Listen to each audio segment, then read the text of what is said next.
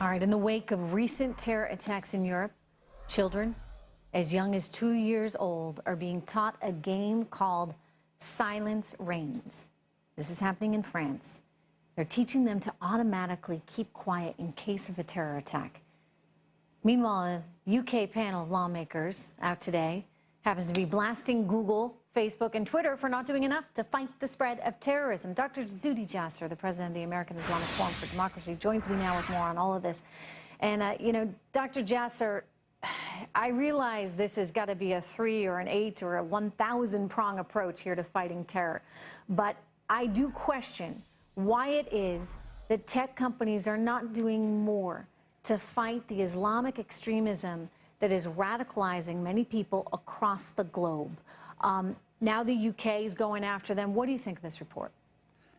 Well, I think, first of all, to be fair, this is sort of the pot calling the kettle black. If anyone's to blame, it's Western governments. The UK Parliament is trying to defer blame to social media. And listen, no one's been more critical of social media, but their report, Trish, doesn't even mention the word Islam. Instead of calling it ISIS, they call it Daesh. It's not looking at root causes. Social media has had its problems, and they are beginning, and the report does appropriately say they should do more, they should hire more, but they didn't acknowledge what they've done. They've already hired hundreds of folks to begin to look at these radical sites. And in the past few months, finally, they've started to shut down Twitter accounts related to ISIS. And a report talks about amplifying moderate voices, but it is nowhere close a report what we should have, which is to amplify the anti-Islamists, to amplify the reformers. The report doesn't tell social media to continue in the Arab awakening to defeat the dictators club, which is actually the root cause. These dictators are putting in prison reformists because they write things on social media. So we have to have all of these prongs, as you mentioned, involved. It's obviously an incredibly challenging a challenging thing to take down ISIS right now. But, I'm bothered by the fact that these guys can communicate through apps like WhatsApp, can communicate or meet via, via Facebook, via Twitter.